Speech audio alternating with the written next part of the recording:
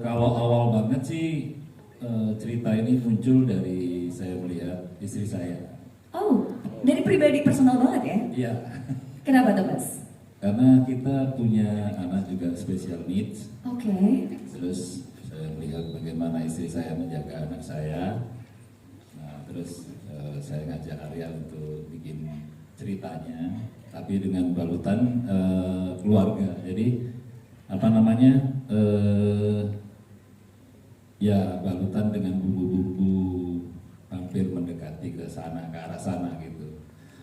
Dan saya yakin para orang tua yang memiliki anak special needs itu pasti memilih pintu surganya itu gitu. Betul. Nah, saya juga melihat istri saya di situ gitu. Itu sih.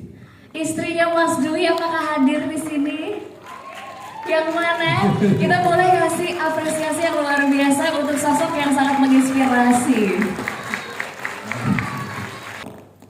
Berusaha untuk membuat semua karakter dari film ini itu menjadi yang relate, natural, dan memang mungkin banyak kejadian di luar sana yang mengalami suami yang ternyata masih kepikiran sama mantan pacarnya, gitu kan, boleh dijaga jaraknya. Terus istri-istri yang merasa feeling guilty, Ya. istri-istri yang merasa feeling guilty itu bukan salah kalian, kalian sudah melakukan yang terbaik. Ya. Terus untuk kalau di sini sosok Latifah juga memang sebenarnya bukan sosok nabi, malaikat, angel atau apa. Iya. Dia punya kekurangan. Mhm. Tapi buatku Latifah di film-film Pintu Surga ini dari perspektif orang ketiga. Dari perspektif Itu orang yang ketiga. membuat aku terketuk dan aku mau memulai dari situ. Walaupun aku tidak membenarkan kalau ada perspektif orang ketiga yang beda niatnya ya. Iya, betul. Proses castingnya, pertama kali aku ketemu Mas Dwi sudah ada calonnya. Yang pertama yaitu Armannya sendiri. Oke. Dia benang merah di sini Mhm. yang menyatukan antara Widya dan Latifah biar bisa bertemu dan saling merangkul justru. Oke. Udah ada di Kakak Arya Saloka. Oke. Lalu kemudian proses casting berikutnya sangat fair karena memang ada yang namanya screen test. Aku screen test dengan Kasusan Same, Kak Agla. Jadi ya kita pakai feeling, pakai perasaan aja sih. Jadi nggak terlalu sulit buat menemukan mereka. Insya Allah. Hai Arya Saloka, kamu tuh gak ada yang nimpuk loh. Tadi ada yang teriak-teriak loh di belakang. Aku udah bawel banget tuh, udah kayak gitu. Maaf ya. Nggak dong, nggak. Justru dipilihnya Arya Saloka biar nggak bisa kesel. Kalau ngeliat Arya langsung adem lagi ya. Waduh, berat ya pertanyaan. Borongan. Jadi ngeblank nih, lupa apa tadi pertanyaan pertama? Arman tuh karakternya kayak Oh, gimana Arman karakter. sih? Kenapa tertarik jadi Arman? Ya, Arman itu bapak-bapak ya, punya satu anak. Ya, kalau saya itu selalu menikmati proses dalam berseni peran ya. Jadi setiap manusia baru, saya ketemu manusia baru, itu banyak pelajaran yang pastinya saya ambil lah ketika menciptakan manusianya. Karena buat saya yang susah itu menciptakan manusia yang benar gitu loh. Itu buat saya susah gitu. Jadi ya kenapa saya tertarik ya karena saya tertarik bertemu dengan manusianya. Saya tertarik bertemu dengan Armannya gitu. Ya salah satunya itu. Terus yang kedua reuni sama Mas Dwi juga. Reuni sama Mbak Adis juga. Jadi pernah, apalagi sama Mas Dwi sudah lama sekali kenal, udah kayak kakak saya sendiri. Jadi waktu pas ngobrol diajakin ini, saya bilang, ayo gas aja lah. Why not ya?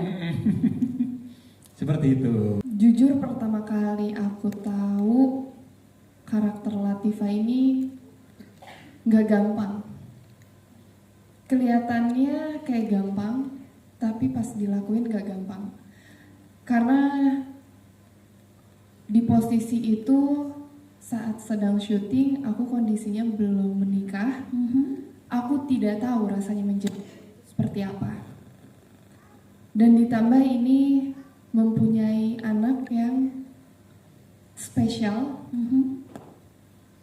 Ada di posisi itu tuh buat aku agak susah dan aku benar-benar cari tahu banget gimana sih untuk mendapatkan rasa itu, karena kan kita acting bukan sekedar acting pura-pura, tapi kita harus memberikan rasa juga supaya yang nonton juga sampai rasanya. Dan itu susah karena sering banget aku pas udah di lokasi syuting, aku lagi meranin jadi Latifah.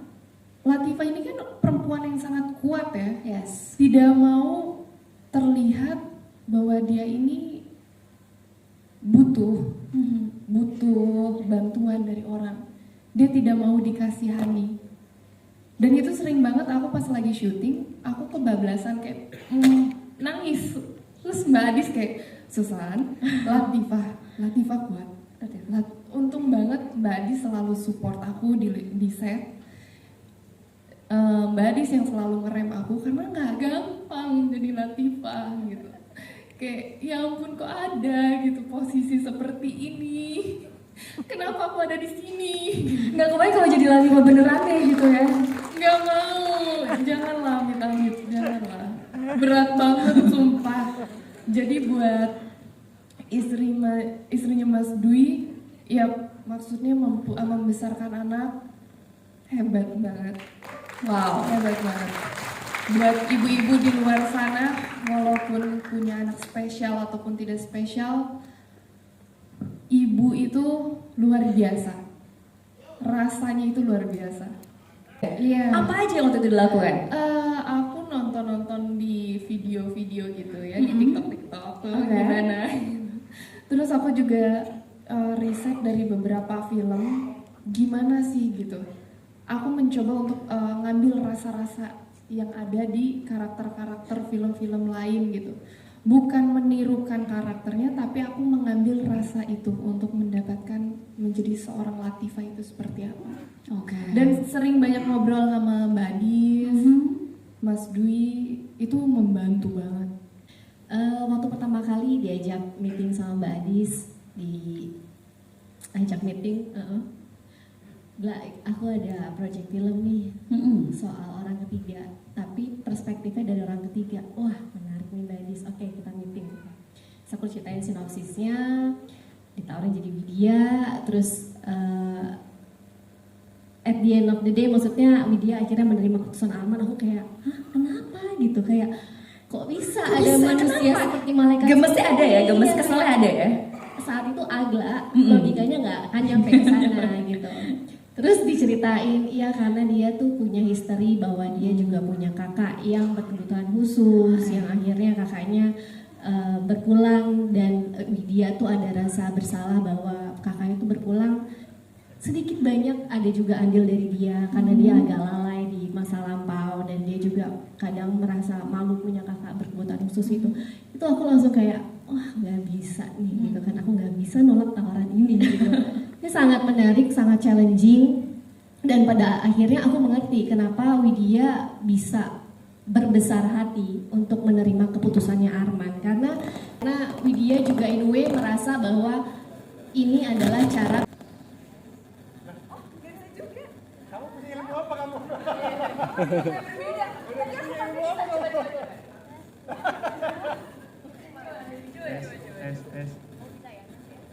Bisa.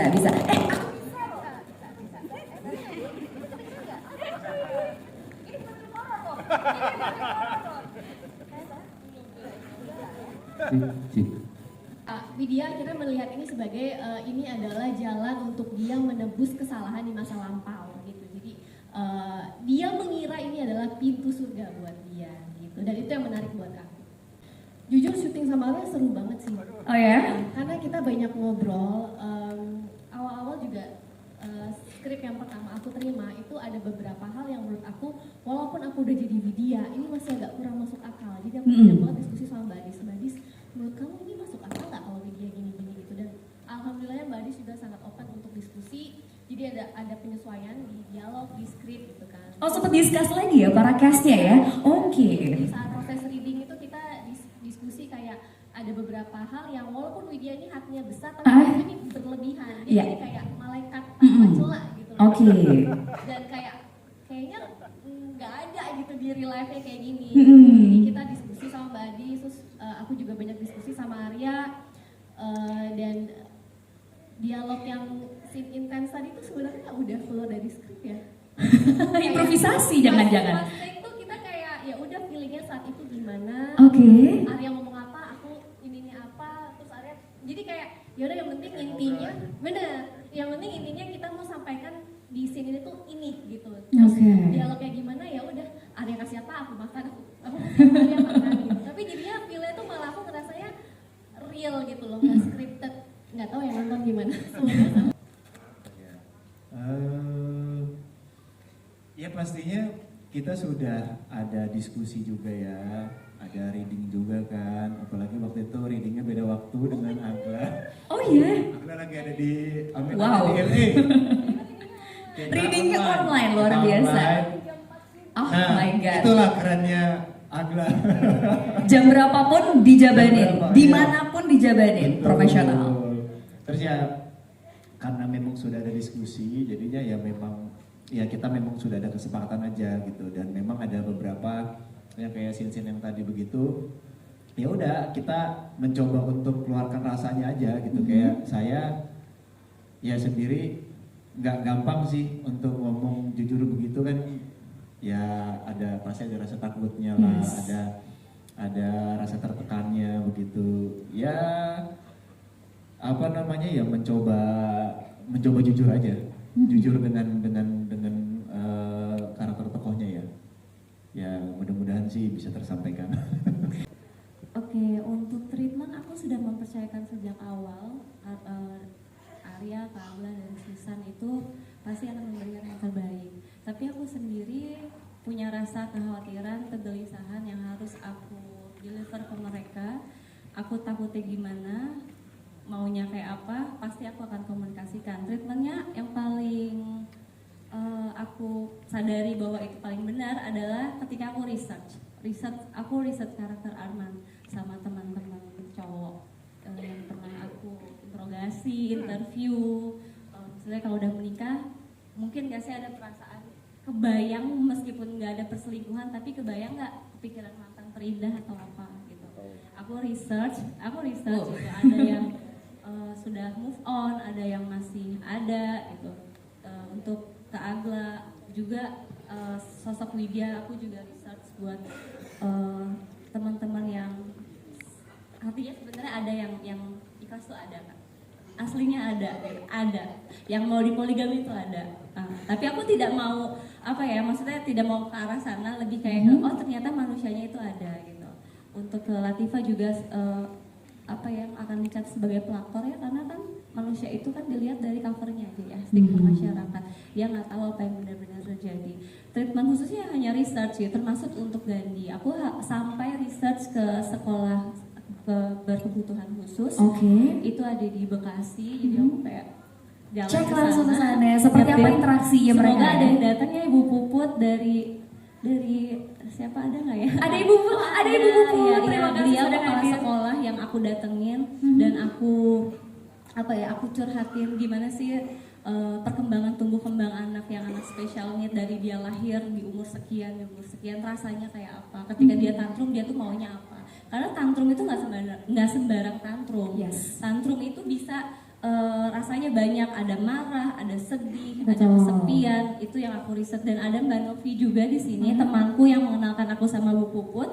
Mbak Novi ini dia mengajar anak-anak special needs tapi yang tingkat kuliah. Jadi ada yang skizo, mohon maaf. Ada yang Oh ini Mbak skizo. Novinya ada di sini. Iya, ada Halo. semua. Dan Mbak Novi juga bawa Gaby nggak? Gaby yang Siapa namanya? anaknya Hai yang special Gaby. needs. Hai Gaby. Dan riset yang paling dekat itu sama anaknya Pak Produser Mas Dwi Mas Dewa, Dwi. anak kesayanganku, Abang Dewa sih. Abang Dewa, hai. Nah ini aku ngobrol terus sama dia. Aku merasa gerakan-gerakan Dewa itu aku izin sama Mas Dwi buat aku capture ke Gandhi, dan sehingga aku selalu kenalin sama Gandhi kecil mana? Gandhi kecil nanti kita panggil juga kan? Itu ya Gandhi. Jadi dia benar-benar ngikutin bukan maunya aku, tapi dia belajar dari kenyataan yang ada dan research. Ketika dia aku kurang apa. Tuh anak-anak kecil itu juga sama. Jadi semua yang ada di sini karakternya aku by research. Aku nggak berani. Aku bukan Tuhan yang menciptakan karakter ya. Betul. Untuk karakter Widya ini aku punya buku harian. Jadi aku menulis buku hariannya Widya. Oke, khusus punya Widya, bukan punya Agla ya? Nah, Oh, wow. jadi rasa-rasanya Widya, kecurigaan kan bisa dilihat ya di film tuh. Widya tuh awal-awal kayak ngedengerin Arman cerita, Latifah kayak apa sih ini? Terus dia berusaha memproses itu semua. Jadi aku memutuskan, oh kayaknya Widya butuh tempat cerita, tapi dia tuh masih in denial. Jadi dia nggak bisa cerita itu ke mertuanya, nggak ke temennya, nggak ke siapa-siapa. Jadi buku cerita itu, buku harian itu tempat ceritanya Widya. Binder ya, makanan favorit, minum favorit. Dear Diary ya. Dear Diary. Jadi aku bikin buku harian Widya, dari situ aku berusaha memproses apa yang dirasakan Widya, terus perjalanannya, maksudnya rasa ikhlas Widya itu kan juga didasari atas rasa kehilangan dia, rasa bersalah dia terhadap kepulangan kakaknya kan.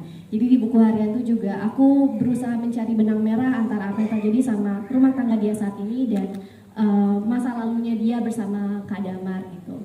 Dan ini sayangnya saat kita mau mulai proses syuting, aku punya sahabat yang kakaknya meninggal dunia. Oke.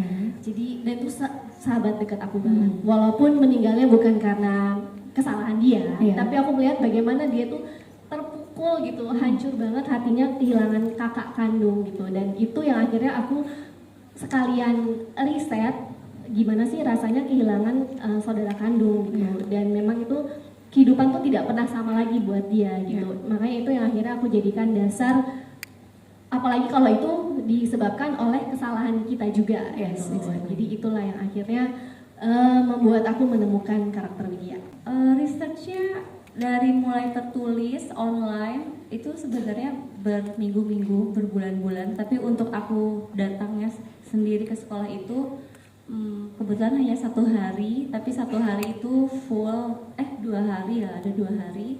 Itu aku full coba melihat apa yang harus dimakan, apa yang nggak boleh dimakan. Itu aku research banget dan takut salah. Jadi setiap tantrumnya yang tadi aku bilang juga itu nggak bisa kita manipulasi gitu, nggak bisa, naturalnya kayak gitu. Dan jenis autism juga banyak, dan aku menggunakan autism ADHD itu karena di sini tidak bisa fokus. Jadi ada autism yang sangat pemalu yang tidak bisa berkomunikasi, sementara Gandhi masih bisa melihat itu orang-orang di sekitarnya gitu.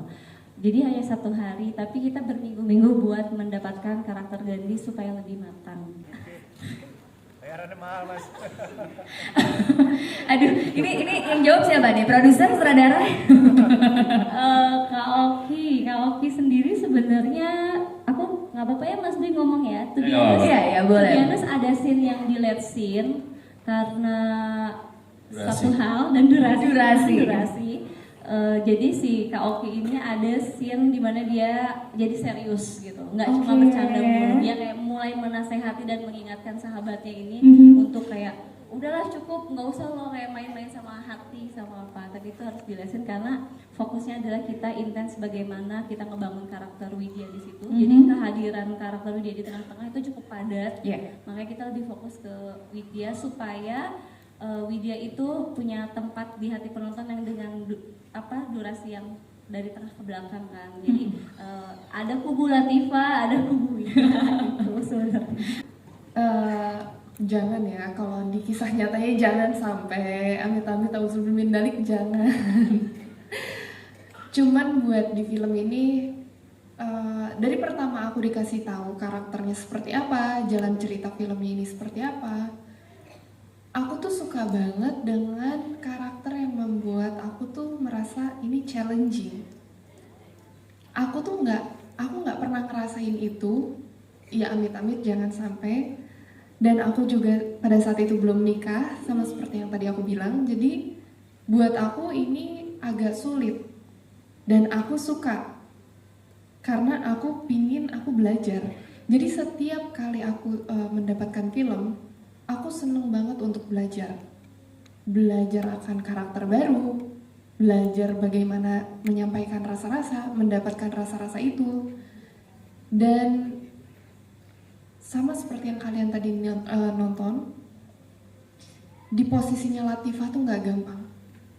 Di saat dia sedang membutuhkan pertolongan, di saat hidupnya udah lagi di bawah-bawahnya banget, tiba-tiba datang seorang mantan, dan rasa itu kan kita tidak bisa kontrol ya. Yes. Dan apa ya, untuk menahan rasa itu tuh nggak gampang juga, sakit. Dan lebih sakit lagi, aku harus ngeliat, masa aku akan membiarkan Widya yang sudah mempunyai keluarga yang indah bersama Arman, aku mau rusak. Bagaimanapun tidak ada satu orang pun yang bisa adil di dunia ini. Nggak ada. Bohong. Kalau ada orang bilang iya saya terima, enggak. Nggak ada orang yang bisa memberikan kasih sayang yang sama, itu bohong. Mungkin benar yang tadi didialogkan, mungkin laki-lakinya merasa adil, tapi yang merasakan itu kan orangnya. Yes. Yang menjadi orang kedua dan ketiganya itu yang merasakan. Dan bukan menjadi orang yang pertama aja, bukan menjadi Widya aja yang merasakan sakit, menjadi Latifah pun sakit. Dia harus banyak menahan rasa, banyak menahan omongan dari orang. Di posisi itu serba salah, makanya Latifah tidak bisa melanjutkan itu. Karena banyak banget hal yang dipertimbangkan. Aku nggak tahu ya bagaimana cara menyampaikannya, karena emang saat berperan sebagai Latifah itu, rasanya campur aduk. Aku sering banget terorin Mbak Adis di lokasi itu buat dapetin rasanya Latifah. Untuk kayak, kenapa bisa? Kenapa Latifah kayak gini? Udah gitu. Cuman ya nggak bisa, hidup itu terus berjalan gitu. Jadi ya mudah-mudahan di real life-nya jangan ya Mas ya. Karena gini, biasanya film itu kalau kita nyangkut protagonis biasanya kan dari biasa, terlalu biasa gitu. Nah kita ambil coba dari sudut pandang, kalau orang bilang di karakter itu antagonisnya. Biasanya kan orang ketiga itu dianggap antagonis. Nah saya mau mengambil sudut pandang itu. Kita putar point of view-nya dari antagonis nih, yang seolah-olah di masyarakat selalu bilang orang ketiga itu selalu antagonis gitu. Nah kita ambil semuanya, kita bermuasal dari orang ketiganya dulu deh gitu. Nah, apakah lebih menarik? Karena ya itu tadi kayak si Susan bilang bahwa konflik batinnya akan lebih besar kalau kita bisa ngolah di situ. Gitu. Mbak Adis, Arman sih yang antagonis. Antagonisnya siapa? Aku di editing aku. Arman. Diedit ya sama sutradara. Tapi Mbak ada mau ditambahin mungkin? Bukan saya. Bukan ya, Arman, bukan Arya ya, beda. Mbak Adis ada tanggapan lain, tambahan? Iya, kenapa? Aku setuju sama Mas Dwi, tapi bukan berarti film-film yang lain nggak, bukan yang itu ya Mas. Tapi aku setujunya, aku juga pengen belajar ngambil perspektif dari kalau misalnya ngambil film tentang kayak 3 percintaan, aku mau dari point of view yang bukan istri sah, gitu aja sih. Aku mau belajar rasa dari karakter Latifah juga, karena ya mungkin ada yang relate juga, jadi merasa angkat juga. Oke, karena memang jarang-jarang ya kita ambil dari Tapi sudut pandang orang ketiga. tanda kutip bukan orang yang benar-benar berniat buat merebut suami orang Yes. ya, dan bukan untuk platform beneran, itu tidak sama sekali. Pesan aku untuk Widya-Widya di luar sana itu kan ya pertanyaannya ya. Betul. Agak sulit ya. Wow, agak deep ya. Berat ya. Aku cuma mau bilang, lakukan apa yang membuat kamu bahagia, gitu sih. Jadi kalau memang pada akhirnya mempertahankan pernikahan itu walaupun ada beban anak dan segala macamnya itu tidak membuat kamu bahagia, membuat kamu miserable, then don't do it gitu. Tapi kalau dari sisi Widya ini adalah dia melihatnya ini sebagai suatu jalan untuk dia mendapatkan pintu surga gitu. Jadi Widya punya alasan tersendiri kenapa dia akhirnya mau menerima keputusan Arman. Tapi kalau buat Widya di luar sana yang mungkin ada alasan tertentu kenapa dia entah mungkin diselingkuhin suaminya atau mengalami KDRT, tidak dipenuhi kebutuhannya secara finansial atau tidak hadir untuk anaknya misalnya si suaminya ini, then if it doesn't make you happy, don't stay in the marriage. A happy mom makes a happy kid, a happy life, a happy family. Yeay. Tadi pertanyaannya ini nggak harus religi, bukan begitu maksudnya? Iya. Oke. Mungkin kalau aku sendiri berpendapat bahwa aku mau membuat film yang general, film rumah tangga, film keluarga yang hangat, tapi di dalamnya itu penuh masalah gitu. Untuk religinya sendiri sebenarnya itu karena aku nggak mau asal bicara ya, kita mengangkat sedikit unsur poligami. Kenapa aku bilang begitu? Karena di sini ada keputusan dua orang suami istri yang ingin menerima Latifah gitu, menerima orang ketiga untuk jadi keluarganya atau dibilang istri keduanya, itu ada sangkut pautnya dengan agama, yaitu di Islam, di ajaranku gitu. Jadi tapi di film ini sendiri sebenarnya karakternya aku anggap ini religius semua gitu. Widya dengan dia yang belum selesai dengan masa lalunya, tapi dia istri yang sangat baik, bijaksana dan religius. Latifah juga orang yang hijrah, orang yang banyak ditempa masalah kehidupan, dan dia bisa menjadi struggle juga bukan karena suami almarhum suaminya, tapi karena kereligiusan dia gitu. Makanya mungkin di sini jadi seperti film religi gitu, dan memang bisa dianggap film religi sih gitu, karena memang topiknya juga mengarah ke kemana nih jalan hidupnya menuju pintu surganya gitu. Itu sih dari aku. Ada tambahan dari Mas Dwi? Silakan Mas Dwi. Kalau dari saya sih sebetulnya memang melihatnya dari kacamata yang tidak religi awalnya gitu, universal aja gitu. Cuman lambat laun semakin kita discuss masalah cerita dan karakter masing-masing, akhirnya merujuk pada lebih kepada arahnya mau kemana nih cerita ini, yang nanti akan kebentuk ke karakter-karakter tadi gitu. Makanya kita sebetulnya kalau religi banget sih enggak, cuman ya pada akhirnya menuju ke sana karena itu tadi, karena kita harus tahu arah film ini kemana gitu. Ya takut ya. Daripada salah-salah ngomong, mending diem aja kita gitu loh. Iya kan? Ya kan ras terkuat di bumi lagi ngobrol berdua tuh. Berdua lagi. Ya. Enggak, jadi lebih ke apa ya? Kita ngobrol, saya ngobrol sama Mbak Adis, terus kan ada sejarah tokoh ya, terus masa lalu yang mungkin memang nggak dihadirkan gitu, menjadi subtext. Jadi kenapa nggak banyak bicara? Karena kalau ingat kan si Arman sempat ngobrol sama Widya kalau dulu Arman sama Latifah sempat mau menikah ya. Ya. Nah, hal yang sama dilakukan oleh Latifah kedua kalinya, membatalkan ketika sedang Mau menikah. sudah mau ijab kabul nih gitu. Ya Arman lebih yang ke wah 2 kali nih. Ada jafu gitu. nih. Jadi ya udahlah gitu. Memang mungkin pilihannya dia, dan balik lagi untuk menemukan pintu surga itu banyak macamnya ya. Yes. Seperti itu. Jadi ya udahlah, kita lebih baik diam sebagai laki-laki, ya, jangan banyak bicara. Takut kena pukul. Iya, daripada salah ngomong ya udahlah. Okay. Kurang lebih seperti itu. Dia mikir loh itu, ya kan? Mikir, Arman tuh mikir. Iya, kalau pemakaian AI itu terakhir ketika kita udah editing segala macam, wah ini kayaknya dengan adanya teknologi yang baru bisa nih kita pakai. Terus untuk menghadirkan Latifah muda, Arman muda, segala macam gitu-gitu. Karena kan tadinya kita nggak berpikir ke sana, tapi begitu udah jadi di editing segala macam kita lihat ini kayaknya daripada kita nambah syuting lagi, budget lagi kan itu kan. Nah, terus areanya juga udah syuting lagi gitu kan, Susannya juga udah padat syuting ya? lagi gitu.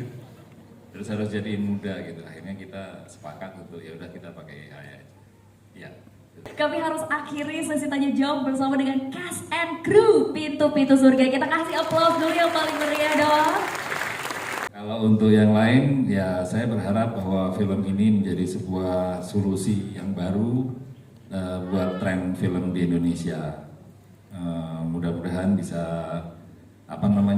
bisa menjadi solusi buat yang lain untuk mengajak pasangannya nonton. Kalau misalnya mau ini harus ini dulu nih, nonton film ini dulu gitu. Oke, mau apa ya katanya ya? Thank you so much. Susan, ada yang mau disampaikan harapan atau mungkin bisa diajakin nonton filmnya? Harapan aku buat film Pintu-Pintu Surga semoga menghibur yang pasti. Walaupun nggak tahu ya menghibur atau jadi sedih. Atau jadi nangis malahan?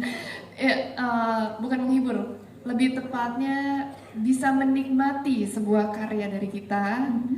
Dan buat orang-orang yang lagi melatih kesabaran, coba deh nonton film Pintu-Pintu Surga. Dijamin pulangnya langsung mendadak sabar. Jadi sabar. Thank you so much Susan Sameh. Arya, apa yang mau disampaikan terakhir? Kamu nggak mau poligami ya, Arya? Weh. Poligami ya, Arya? Arya? Ini bukan Q&A session loh ini. Ya semoga teman-teman yang menonton bisa menikmati filmnya. Amin. Dan kalau saya itu pasti ketika ditanya kenapa harus menonton, saya selalu ngomong ini karena saya bangga dengan produk lokal ya. jangan kita membanggakan produk luar aja, tapi filmmaker Indonesia itu sangat hebat dan luar biasa juga. Jadi support teman-teman yang filmmaker kita sama ya benar yang dikatakan Susan tadi, film untuk mengetes kesabaran teman-teman semua. Jadi mudah-mudahan setelah nonton ini lebih bisa sabar, lebih bisa legowo, banyak bersyukur, dan pastinya jalan menuju surga itu banyak, pilihlah yang tepat. Yes, thank you so much. Jangan lupa ya, cintai tentunya, dukung film-film Indonesia. Agla gimana kira-kira? Harapan aku akan film Pintu-Pintu Surga ini, kenapa Bu? Istri pertama sabar katanya. Aku berharap film ini bisa, apa yang kita sampaikan, rasa yang ingin kita sampaikan di film ini sampai ke penonton, itu pertama. Dan yang kedua, aku berharap film ini bisa menjadi teman untuk perempuan-perempuan luar sana yang mungkin sedang mengalami sedikit kurang lebih seperti Widya yang sedang Widya alami, bisa menjadi teman, bisa menjadi penghiburan buat mereka. Itu aja sih. Oh, thank you so much Agla. And last but not least, Ibu Sutradara Mbak Adis. Harapanku untuk film Pintu-Pintu Surga ini ya mainstream sih, semoga bisa bermanfaat, terus sampai ke hati penontonnya, dan bisa penonton-penonton yang belum nonton, orang-orang yang belum nonton itu jadi mau nonton aja sih. Wow, thank you so much Mbak Adis. Dan sekali lagi kita berikan apresiasi yang luar biasa untuk Dwi Ilalang, produser, Adis Kyle, sutradara, Susan Sameh, pemeran Latifah, Agla Atalidia, pemeran Widya, dan Arya Saloka, pemeran Arben.